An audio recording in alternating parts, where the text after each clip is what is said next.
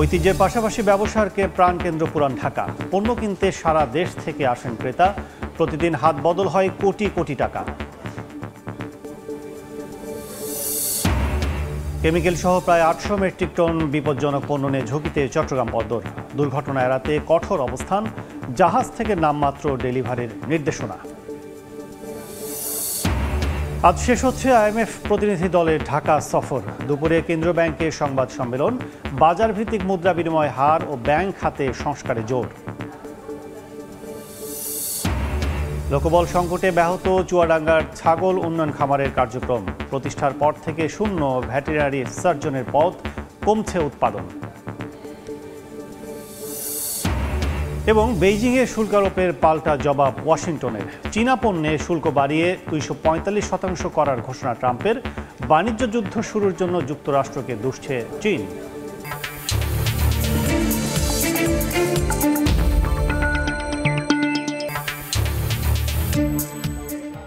দেখছিলেন শিরোনাম। আমন্ত্রণ জানাচ্ছি দেশ ও দেশের বাইরের অর্থ বাণিজ্যের নানা খবর নিয়ে আমাদের নিয়মিত আয়োজন এ সময়ের বাণিজ্যে। আপনাদের সঙ্গে আছি আমি কাজল আব্দুল্লাহ।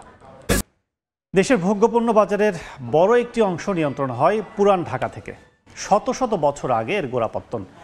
অতীতের মতোই ব্যস্ততা ধরে রেখেছে মৌলভীবাজার, শ্যামবাজার সহ ঐতিহ্যের স্মৃতি ঘেরা পুরান ঢাকার এসব বাজার। আরব্য ধাঁচ থেকে সরে এলেও কাপড়ের বড় ব্যবসা কেন্দ্র হিসেবে এখনও জৌলুস ধরে রেখেছে বুড়িগঙ্গা পাড়ের ইসলামপুর। ব্যবসার প্রাণকেন্দ্র পুরান ঢাকা নিয়ে শাহিনুর রহমান, সাইফুল ইসলাম ও মোবারক শুভর ক্যামেরায় ইয়ানুর সিফাতের রিপোর্ট।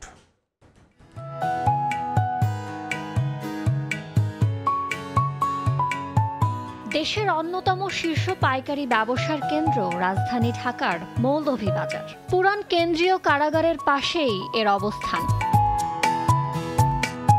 এই ভোগ্যপণ্যের বাজারের গোড়াপত্তন হয় ২০০ বছর আগে।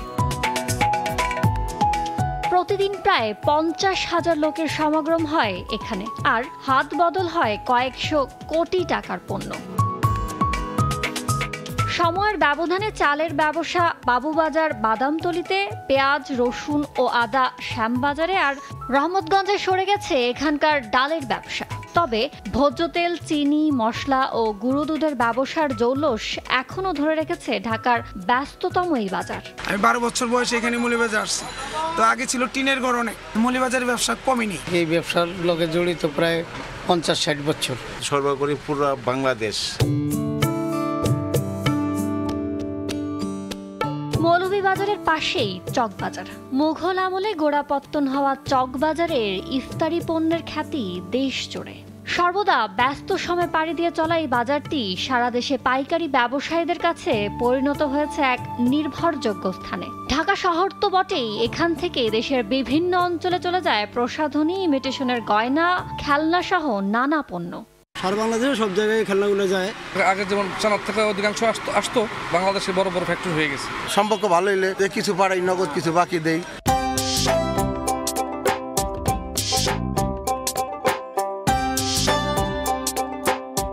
ঢাকার ঐতিহ্যবাহী আরেকটি ব্যবসায়িক কেন্দ্র শ্যামবাজার। ব্রিটিশ আমলে বুড়িগঙ্গার পাড়ে গড়ে ওঠা এই বাজার দিনরাত ব্যস্ত দেশ জুড়ে পেঁয়াজ, মরিচ, আলু, রসুন, আদা, হলুদ সরবরাহে। আগে এক সময় সারা বাংলাদেশে যেত, কিন্তু এখন অন্য অন্য জায়গায় আরো থাকার কারণে দূরের ডিস্ট্রিক্টে একটু কম যায়। বাপ চাচারা তাদের থেকেই ব্যবসাটা এখন পর্যন্ত আসছে। লাভটা কম হইলেও মানে সেলটা বেশি হয়।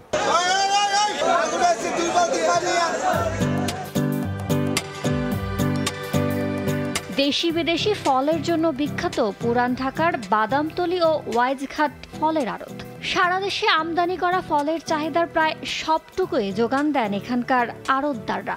ইম্পোর্টের মাধ্যমে আইনা এটা আমরা এখানে পাইকারি বিক্রি করি। আমাদের ব্যবসার বয়স ৫০ বছর। এখানে যদি মাল না পেকে তাহলে অকশনে বিক্রি করে ফেলাই।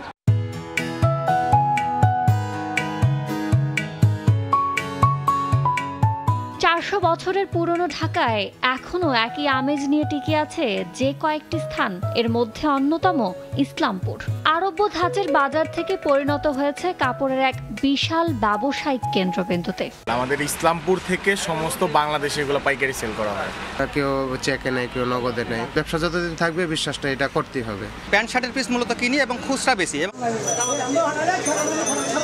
পুরান ঢাকার ওই ঐতিহ্যবাহী বাণিজ্যিক কেন্দ্রগুলোতে দৈনিক শত কোটি টাকার যে ব্যবসা হয় তার বেশিরভাগ ক্ষেত্রে পাকা খাতা সংরক্ষণ করার পাশাপাশি ব্যবসায়িক লেনদেনে দেওয়া জবান রক্ষাকে বেশি গুরুত্ব দেন ব্যবসায়ীরা।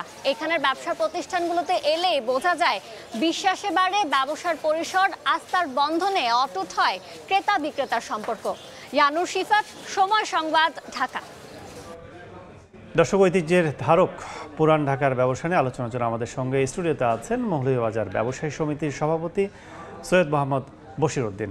এ সময় বাণিজ্যে আপনাকে স্বাগত জানাচ্ছি। ধন্যবাদ। আমরা শুরুতে একটু কথা জানতে চাই, সেটা হচ্ছে যে আসলে এই যে বহুমুখী পণ্যের যে সমাহার ব্যবসা কেন্দ্র পুরান ঢাকার ঐতিহ্য আমরা দেখছি, এখন কি অবস্থা যদি একটু বলেন। ধন্যবাদ। আমরা এই মোগল আমল থেকে আমাদের এই মৌলভীবাজার, সোয়ারিঘাট, চকবাজার, অত্র এলাকায় আমাদের ব্যবসা জমজমাটভাবে তখন থেকে আরম্ভ ছিল। এখন এটা আরও জমজমাটভাবে আছে। আমরা বিশ্বস্ততার সহিত ব্যবসা করে যাচ্ছি। আমাদের ব্যবসার মূল কথাই হলো জবান, মানে মুখের কথা। আমরা মুখের কথায় লক্ষ লক্ষ কোটি কোটি টাকার আদান প্রদান করি, রিসিট ছাড়া, কাগজ ছাড়া। এখন হয়তো একটু রিক্স আছে, কমে আসছে। এখন আমরা কাগজে কলমে বেশিরভাগ আমরা ঠিক রেখেই ব্যবসা বাণিজ্য করার চেষ্টা করছি। সেক্ষেত্রে এই যে জবানের কথা বললেন, সব দিকে বলা চলে যে মিথ্যার ছড়াছড়ি কিংবা কথার সাথে কথা মিল থাকে না, কাজের মিল থাকে না। সেক্ষেত্রে আপনার কতটা চ্যালেঞ্জ নিয়ে কাজ করছেন? না, চ্যালেঞ্জ তো অবশ্যই। আগে আমাদের লোক সংখ্যা ছিল কম, ডিলিংস ছিল অনেক কম লোকের সাথে। এখন দেশের অবস্থা, জনগণের অবস্থা অনেক বাড়ছে, ব্যবসায়ী বাড়ছে, এলাকা বাড়ছে। তো কাজে অনেকের সাথে লেনদেন করতে হয়। এই লেনদেন করতে গিয়ে আমাদের মূল কথাই হলো আমাদের জবান, মুখে আমরা কোটি কোটি টাকা পণ্য কাগজ কলম ছাড়া কিনি এবং কাগজ কলম ছাড়া মুখের কথা বিক্রিও করি। এখন হয়তো কিছুটা ওটা সংকুচিত হয়ে আসছে, কেননা এখন অনেক লোক অনেক ধরনের, কাকে আমরা কিভাবে বিশ্বাস করব, এখন ওইটা কমে আসছে। তবে এখন লেনদেন আমাদের কাগজে কলমে বেশি হচ্ছে। একটা বিষয় যে ব্যবসা তো এখন ছড়িয়ে ছিটিয়ে যাওয়া, ডিসেন্ট্রালাইজ কিংবা বিকেন্দ্রীকরণ হয়ে গেছে, স্থানভেদে অনেক জায়গায় চলে গেছে, শুধু পুরান ঢাকায় নেই। সেই জায়গা থেকে আপনাদের অবস্থা কি এখন? সেই আগের মতোই কি বেচা বিক্রি আছে নাকি একটু হলেও পরিবর্তন হয়েছে? না, পরিবর্তনও আছে, আবার বেচা কিনেও আছে। যেমন দেশের জনসংখ্যা তো অনেক, আমাদের এটা এখান থেকে আরেক জায়গায় গেছে, আরেক জায়গা থেকে আরেক জায়গায় চলে গেছে। কাজে আমাদের মৌলভীবাজারের কোনো বা ইসলামপুর চকবাজারের আমাদের ব্যবসায়ের মধ্যে কোনো ঘটে নেই, মানে কি বলো এটাকে, ছেদ হওয়া কিংবা ভেঙে যাওয়া। না, ওইরকম হয় নাই।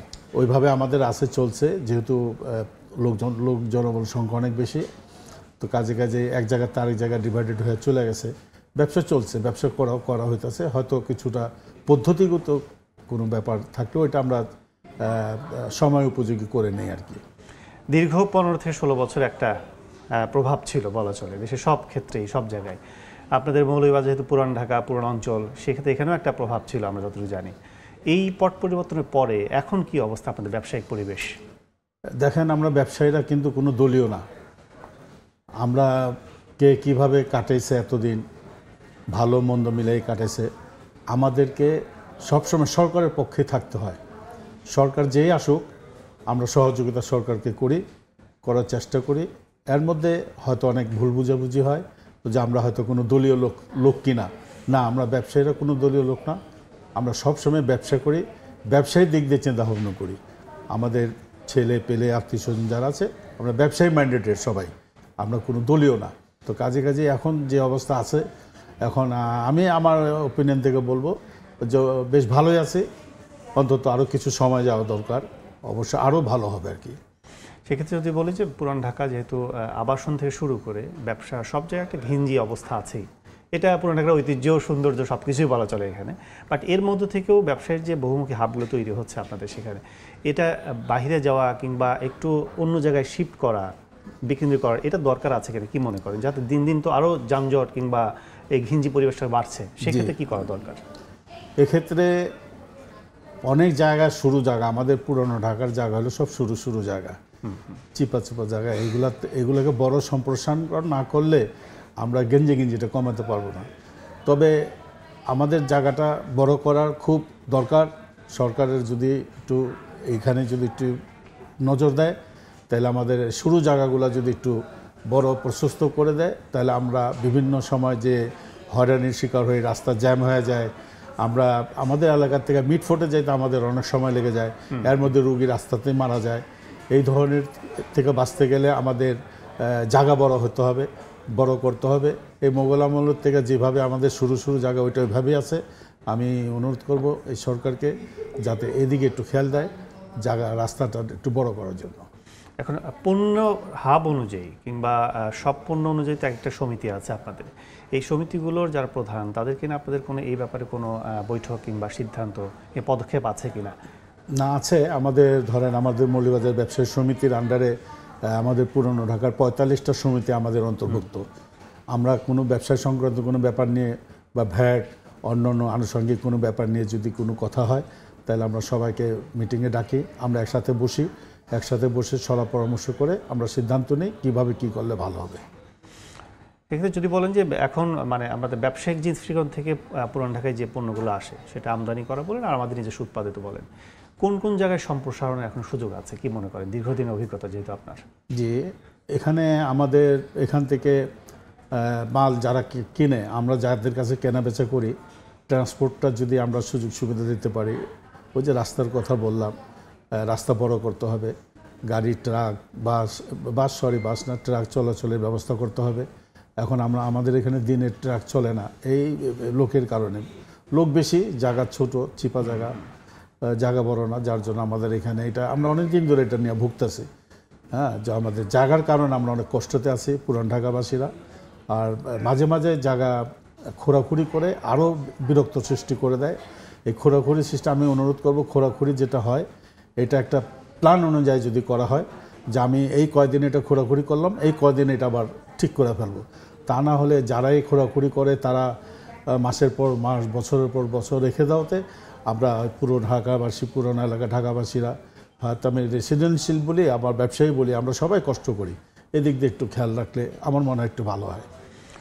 নিরাপত্তার কিছু সংকট অনেক মার্কেটে আমরা দেখি, কিন্তু যেহেতু ঘিঞ্জি একটা পরিবেশ, অনেক লোকজনের সেখানে সমাগম, সারা বাংলাদেশের লোকজন এখানে চলে আসে, আবার আবাসিক এলাকা আছে, সেক্ষেত্রে নিরাপত্তার ইস্যুগুলো নিয়ে আপনারা কাজ করেন কিনা? না, নিরাপত্তা ইস্যুটা এখন আগের মতো নেই। এখন আমাদের মৌলভীবাজার অত্র এলাকায় বিভিন্ন সরকারি থানা আছে, ফাঁড়ি আছে, এরা আমাদেরকে এখন পর্যাপ্ত পরিমাণ সময় দিচ্ছে। এই গত রমজান থেকে এই পর্যন্ত এমন কোনো ঘটনা ঘটে নাই, ছিনতাই, চুরি, ডাকাতি আমাদের এলাকায় কখনো ঘটে নাই। ওদের সরকারি পুলিশ বাহিনীর তদারকিতে আমরা এবার খুব শান্তিতে ছিলাম। অগ্নি নিরাপত্তার কোনো ইস্যু আছে কিনা, যেহেতু আপনাদের ঘিঞ্জি পরিবেশ এবং অনেক হোটেল, রেস্তোরাঁ, বিভিন্ন জায়গায় যে ঐতিহ্যের খাবারগুলো রান্না হয়, একটা গ্যাসের ব্যবহার এখানে বেশি হয় সিলিন্ডারে, এই অগ্নি নিরাপত্তার ক্ষেত্রে ফায়ার সার্ভিস কিংবা তাদের সাথে আপনাদের কোনো যোগাযোগ কিংবা কোনো একসাথে কাজ করেন কিনা এগুলো? না, একসাথে কাজ অবশ্যই করি, কিন্তু যোগাযোগটা যত না থাকে, কিন্তু আল্লাহ না করুক কোনো ঘটনা ঘটলে আমরা ব্যবসায়ীরা, এলাকাবাসীরা সবাই সর্বত্রভাবে আমরা চেষ্টা করি এবং সহযোগিতা করে ওটাকে আগুন নিবারণ করার চেষ্টা করি। রাস্তা ভালো থাকলে, বড় থাকলে, ফায়ার ব্রিগেডের গাড়ি আসতে যদি অসুবিধা না হয়, তাহলে আমাদের এখানে দুর্ঘটনা যদি ঘটে আমরা খুব তাড়াতাড়ি তড়িৎ গতিতে আমরা ওটাকে নিয়ন্ত্রণ করে ফেলি। আর কিছু কথা বলে শেষ দিকে আমার আলোচনায় চলে এসেছি, সেটা হচ্ছে যে আমরা অনেক জায়গায় দেখেছি পুরান ঢাকায় যেহেতু আপনারা পাইকারি কিংবা যেটাই বলি হোলসেল আপনারা দেন, এখান থেকেই পণ্যের সাথে অন্যান্য ব্যয়গুলো যোগ হয়, সারা বাংলাদেশে এগুলো বিক্রি হয়। সেক্ষেত্রে অনেকেই বলে যে এখানে ভোক্তা অধিকারের কিংবা ভোক্তা অধিদপ্তরের কোনো অভিযান পরিচালিত হয় না। সেক্ষেত্রে আসলে কী বলবেন দৃষ্টিতে, আপনারা কি সেখানে পরিচালনা হতে দেন না, নাকি আপনারা নির্দিষ্ট যে ন্যায্য মূল্য সেটি ধরে বিক্রি করেন, এই জন্য সেখানে অভিযান পরিচালনা হয়, কি মনে করেন? না, এটা ঠিক না। আমরা ভোক্তা অধিদপ্তর যেটা আছে, উনি তো আমাদের সরকারেরই পার্ট, আমাদের সরকারেরই কাজ করে, আপনাদের আমাদেরই কাজ করে। আমি ভোক্তা ইসেকে দপ্তরকে ধন্যবাদ জানাই যে তারা যে মনিটরিং এখন মার্কেটে করতেছেন, এই করার কারণে এখন অনেক যারা হয়তো বা আমরা জানি না, হয়তো অনেকে 2 নম্বরই বা কোনো কিছু করে, সিন্ডিকেট যেটা করে, তারা একটু সতর্ক আছে। আর আমাদের মৌলভীবাজারের ব্যবসায়ী সমিতির তরফ থেকে ভোক্তা অধিদপ্তরের সাথে ভালো একটা রিলেশনশিপ আছে। আমাদের এখানে এখন আইসা এরকম কোনো 2 নম্বরই বা কিছু এখন ধরতে পারে না, আগে যদি ধরতো। এখন খুব অ্যালার্ট, ব্যবসায়ীরা অ্যালার্ট ভোক্তাদের কারণে, ওনারা আরও সুন্দরভাবে আরও গোছালোভাবে যদি ওনারা এই জিনিসটা সরকার যদি সুযোগ সুবিধা করে দেয় ওদেরকে, ওরা যদি মনিটরিংটা যদি অব্যাহত রাখে, তাহলে আমার মনে হয় অনেক কিছু নিয়ন্ত্রণে থাকবে। অনেক অনেক ধন্যবাদ আমাদের সাথে আলোচনায় যুক্ত হওয়ার জন্য। থ্যাংক ইউ, ধন্যবাদ সবাইকে। দর্শক, আলোচনা করছিলাম পুরান ঢাকার ঐতিহ্যের ধারক হিসেবে যে ব্যবসা সম্প্রসারণ, ব্যবসা করে যাওয়ার যে দৃষ্টান্ত স্থাপন, সে বিষয়ে আমাদের সাথে স্টুডিওতে এসে আলোচনায় যুক্ত হয়েছিলেন মৌলভীবাজার ব্যবসায়ী সমিতির সভাপতি সৈয়দ মোহাম্মদ বশির উদ্দিন। টাইম সাময়িকীর 100 প্রভাবশালী ব্যক্তির তালিকায় জায়গা পেলেন প্রধান উপদেষ্টা ডক্টর মোহাম্মদ ইউনূস। বুধবার এ তালিকা প্রকাশ করেছে সাময়িকীটি। এতে লিডার ক্যাটাগরিতে ডক্টর মোহাম্মদ ইউনূস ছাড়াও আছেন মার্কিন প্রেসিডেন্ট ডোনাল্ড ট্রাম্প, যুক্তরাজ্যের প্রধানমন্ত্রী কিয়ার স্টারমার, মেক্সিকোর প্রেসিডেন্ট ক্লাউডিয়া শেইনবাউম, ভেনেজুয়েলার রাজনীতিবিদ মারিয়া করিনা মাচাদো ও মার্কিন ধনকুবের ইলন মাস্ক। তালিকায় ডক্টর ইউনূস সম্পর্কে বলা হয়েছে, বাংলাদেশে গণ অভ্যুত্থানে দীর্ঘদিনের কর্তৃত্ববাদী শাসনের অবসানের পর নেতৃত্ব বুঝে নেন তিনি। শান্তিতে নোবেলজয়ী এ অধ্যাপক গ্রামীণ ব্যাংক প্রতিষ্ঠার মধ্য দিয়ে প্রান্তিক মানুষদের আত্মনির্ভরশীল করে তুলতে ভূমিকা রেখেছেন।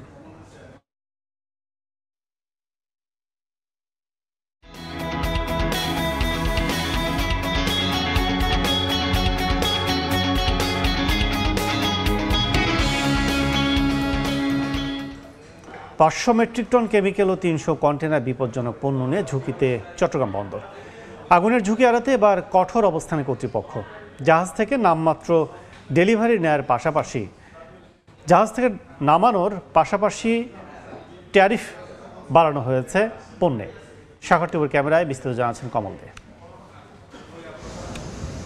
চট্টগ্রাম বন্দরে শুধুমাত্র পিসেডেই 400 মেট্রিক টন ওজনের 1006 প্যাকেজ কেমিক্যাল ও বিপজ্জনক মালামাল রয়েছে বলে উল্লেখ করা হয়েছে বন্দরের এক চিঠিতে। পরে থাকা এসব পণ্য নিলামের পাশাপাশি নতুনভাবে আমদানি করা ডেঞ্জারাস কার্গো দ্রুত ডেলিভারি করতে কঠোর অবস্থানে যাচ্ছে বন্দর কর্তৃপক্ষ।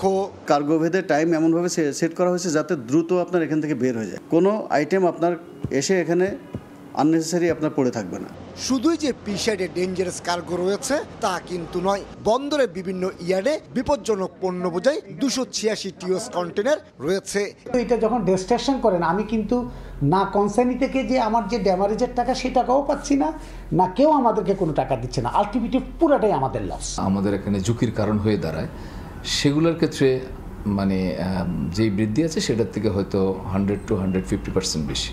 তবে ডেঞ্জারাস কার্গোর ক্ষেত্রে কড়াকড়ি নিয়ে কিছুটা সংকটের মুখে পড়েছে মেইল লাইন অপারেটর প্রতিষ্ঠানগুলো।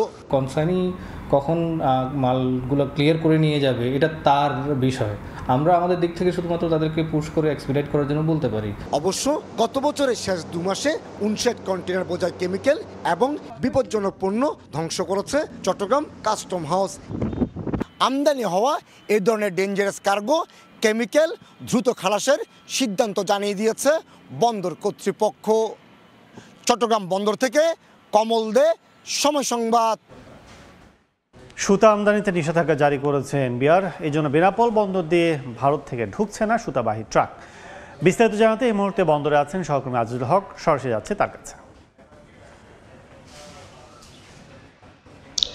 প্রতিদিন বেনাপোল স্থল বন্দর ব্যবহার করে ভারত থেকে প্রায় 450 থেকে 500 ট্রাক বিভিন্ন ধরনের পণ্য আমদানি হয়ে থাকে।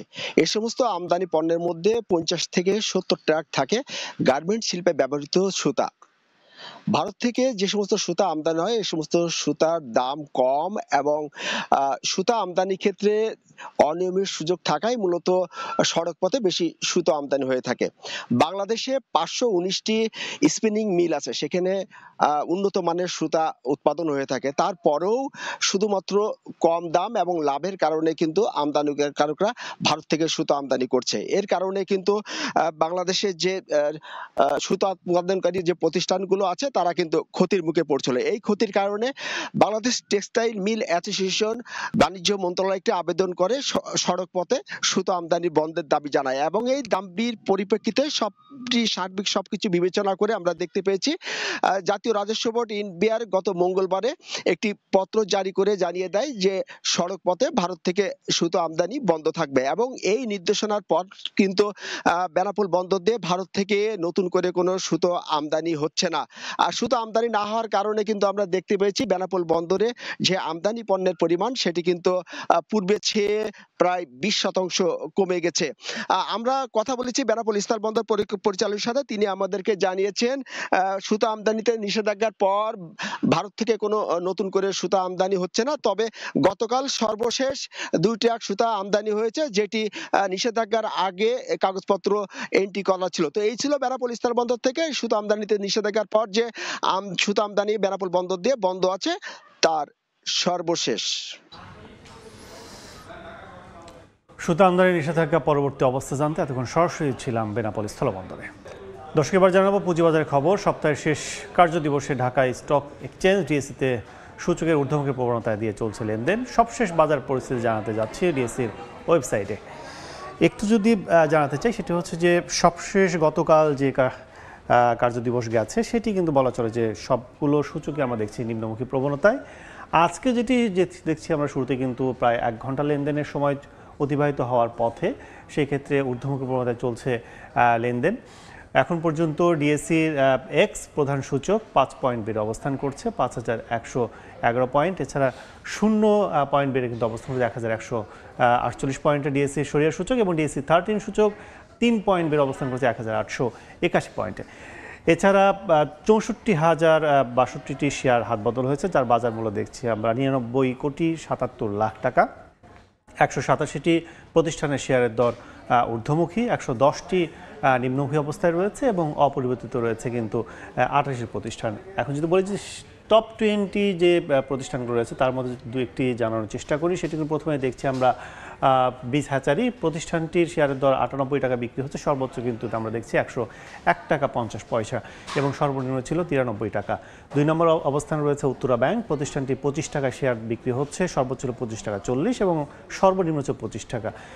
3 নম্বর অবস্থানে রয়েছে বাংলাদেশ শিপিং কর্পোরেশন। 4 নম্বর অবস্থানে রয়েছে বেক্সিমকো ফার্মা এবং 5 নম্বর দেখছি আমরা ইস্টার্ন লুব্রিক্যান্ট। তো সব মিলে বলা চলে যে ঊর্ধ্বমুখী প্রবণতার মধ্য দিয়ে যে লেনদেন শেষ হচ্ছে আজকের কার্যক্রম। এখন পর্যন্ত আমরা দেখছি ঊর্ধ্বমুখী।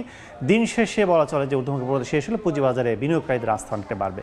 এই ছিল ডিএসসির সবশেষ। স্টিল টেক মানে গুণগত মানের নিশ্চয়তা। It's all about stainless style.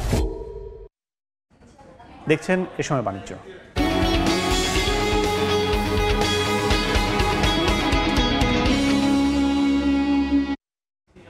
আজ শেষ হচ্ছে বাংলাদেশকে দেয়া ঋণের চতুর্থ ও পঞ্চম কিস্তির অর্থ ছাড়ের আগে আইএমএফ দলের বাংলাদেশ সফরের আদ্যপান্ত তুলে ধরতে দুপুরে বাংলাদেশ ব্যাংকে করা হবে সংবাদ সম্মেলন। অর্থ উপদেষ্টা জানিয়েছেন, মোটা দাগে বাজেটের আকার ও ঘাটতি, রাজস্ব আয় বৃদ্ধি, বাজারভিত্তিক মুদ্রা বিনিময় হার নিশ্চিত করা সহ ব্যাংক খাতে সংস্কারের দিকে বেশি নজর সংস্থাটির। সফরকারীদের সুপারিশে জুনে মিলতে পারে অর্থ। অর্থনীতিকে টেকসই করতে আইএমএফের দেয়া শর্ত দ্রুত বাস্তবায়নের তাগিদ দিচ্ছেন ব্যবসায়ী নেতা ও অর্থনীতিবিদরা। বাজার ভিত্তিক মুদ্রা বিনিময় হার ও রাজস্ব আদায় বাড়তে দেয়া শর্ত পূরণে সন্তুষ্ট হতে পারেনি আইএমএফ। এতে আটকে যায় চতুর্থ কিস্তির ঋণ ছাড়। গেল 5 এপ্রিল ঢাকা সফরে এসেছে সংস্থাটির প্রতিনিধি দল। খতিয়ে দেখেছে তাদের দেয়া শর্ত পালনের অগ্রগতি। ওরা বলছে উই আর স্যাটিসফাইড যে বাংলাদেশ ইকোনমি এখন স্টেবল আছে। এবার সফর জুড়ে বাজেটের আকার ও ঘাটতি, রাজস্ব আদায় বৃদ্ধি, বাজার ভিত্তিক মুদ্রা বিনিময় হার নিশ্চিত করা সহ ব্যাংক খাতের সংস্কারের দিকে বেশি নজর ছিল সংস্থাটির। আইএমএফের চাপানো নির্দেশনা অপ্রত্যাশিত নয়, বরং ভেঙে পড়া অর্থনীতিকে টেকসই করতে দরকার যত দ্রুত সম্ভব তাদের দেয়া শর্ত পূরণ করা। সামষ্টিক অর্থনীতির যে সূচকগুলো আছে সেখানে যদি একটা স্টেবিলিটি আমরা মেনটেন করতে পারি, তাহলে এটা এই স্টেবিলিটি মেনটেন করলে আবার দেখা যাচ্ছে কি সবকিছু আবার অনট্র্যাক থেকে উপরে দিয়ে যেতে শুরু করবে। রাজস্ব আদায় বাড়াতে আইএমএফের দেয়া শর্ত পূরণ হলে স্বয়ংক্রিয়ভাবে ব্যবসা বাণিজ্যের পরিবেশ উন্নত হবে বলে মনে করেন ব্যবসায়ীরা। পোর্ট ম্যানেজমেন্ট যদি আপনার এখানে যদি একটু ফোকাস দেয়, ভিয়েতনামে যেন আপনার এই জিনিসগুলো খুব তাড়াতাড়ি হয়ে যায়। এখানে কিন্তু ধরেন ডিউটি ফ্রি মাল আসলেও কিন্তু ওটা ছাড়াতেও কিন্তু একটা টাইম লাগে, এই টাইমটাকে কিন্তু কমিয়ে আনতে হবে। 470 কোটি মার্কিন ডলারের ঋণ চুক্তির পর 2023 সালের ফেব্রুয়ারিতে প্রথম কিস্তিতে 47 কোটি 62 লাখ ডলার, ডিসেম্বরে দ্বিতীয় কিস্তিতে 68 কোটি 20 লাখ ডলার ও গত বছর জুনে তৃতীয় কিস্তিতে 115 কোটি ডলার ছাড় করেছে আইএমএফ। সাইফুল ইসলাম, সময় সংবাদ, ঢাকা।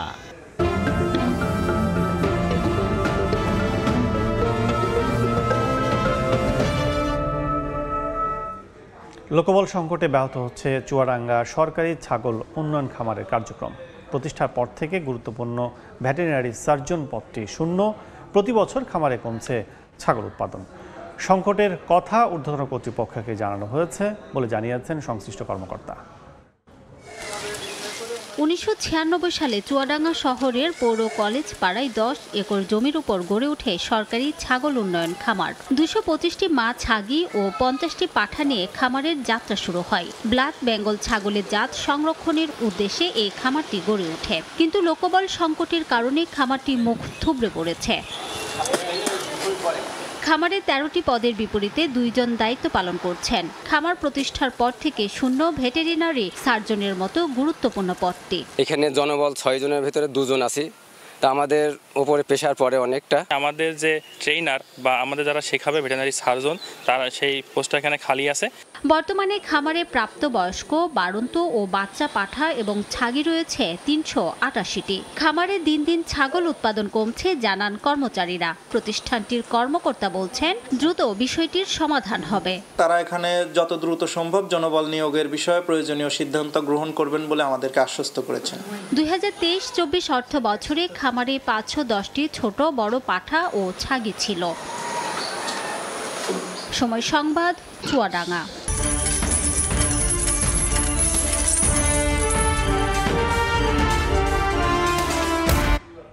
দেশের মুদ্রা বাজারে অব্যাহত আছে স্থিতিশীলতা। সবচেয়ে বেশি চাহিদা থাকা ডলারের বিনিময় হার বাড়েনি। এদিকে কমেছে ইউরো, ভারতীয় রুপি, ইউয়ান ও সিঙ্গাপুরি ডলার। তবে পাউন্ড ও অস্ট্রেলীয় ডলারের বিনিময় হার বাড়লেও অপরিবর্তিত আছে ইয়েন। দেশের বাজারে প্রধান বৈদেশিক মুদ্রা ডলারের দাম 2 মাসের বেশি সময় ধরে স্থিতিশীল আছে। আন্তঃব্যাংক ডলার বিনিময় হার 122 টাকা। তবে অন্য প্রধান মুদ্রাগুলোর মধ্যে দাম কমেছে ইউরো, ভারতীয় রুপি, ইউয়ান ও সিঙ্গাপুরি ডলারের। এর মধ্যে ইউরো 137 টাকা 62 পয়সা, ভারতীয় রুপি 1 টাকা 42 পয়সা, চীনা ইউয়ান 16 টাকা 64 পয়সা এবং সিঙ্গাপুরি ডলারের বিনিময় হার 92 টাকা 48 পয়সা। দর বেড়েছে পাউন্ড ও অস্ট্রেলীয় ডলারের। এর মধ্যে পাউন্ডের বিনিময় হার 161 টাকা 40 পয়সা এবং অস্ট্রেলীয় ডলার 77 টাকা 37 পয়সা। অপরিবর্তিত আছে জাপানের ইয়ান, বিনিময় হার 85 পয়সা। কেন্দ্রীয় ব্যাংকের প্রকাশিত বৈদেশিক মুদ্রার বিনিময় হারের চেয়ে কিছুটা বেশি দামে খোলা বাজারে লেনদেন হয়ে থাকে। ইয়ানুর শিফাত, সময় সংবাদ, ঢাকা। চীনা পণ্যের ওপর শুল্ক বাড়িয়ে 245% করার ঘোষণা দিয়েছেন ডোনাল্ড ট্রাম্প। মার্কিন পণ্যে চীনের 125% শুল্কের জবাবে সিদ্ধান্ত নিয়েছেন যুক্তরাষ্ট্রের প্রেসিডেন্ট। এক বিবৃতিতে হোয়াইট হাউস জানায়, অন্যান্য দেশের সঙ্গে শুল্ক বিষয়ে আলোচনা চললেও চীনের প্রতিশোধমূলক পদক্ষেপের কারণে সুবিধার বাইরে বেজিং। ট্রাম্পের সিদ্ধান্তের কড়া জবাব দিয়েছে চীন। স্থানীয় সময় বুধবার দেশটির পররাষ্ট্র মন্ত্রণালয়ের মুখপাত্র লিন জিয়ান বলেন, এই শুল্ক যুদ্ধের দায়ভার ওয়াশিংটনকেই নিতে হবে।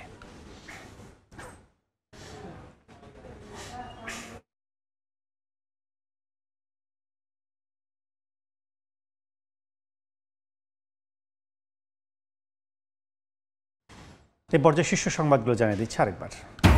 ঐতিহ্যের পাশাপাশি ব্যবসার প্রাণকেন্দ্র পুরান ঢাকা। পণ্য কিনতে সারা দেশ থেকে আসেন ক্রেতা। প্রতিদিন হাত বদল হয় কোটি কোটি টাকা। কেমিক্যাল সহ প্রায় 800 মেট্রিক টন বিপজ্জনক পণ্য নিয়ে ঝুঁকিতে চট্টগ্রাম বন্দর। দুর্ঘটনা এড়াতে কঠোর অবস্থান। জাহাজ থেকে নামা মাত্র ডেলিভারির নির্দেশনা। এবং আজ শেষ হচ্ছে আইএমএফ প্রতিনিধি দলের ঢাকা সফর। দুপুরে কেন্দ্রীয় ব্যাংকে সংবাদ সম্মেলন। বাজার ভিত্তিক মুদ্রা বিনিময় হার ও ব্যাংক খাতের সংস্কারে জোর।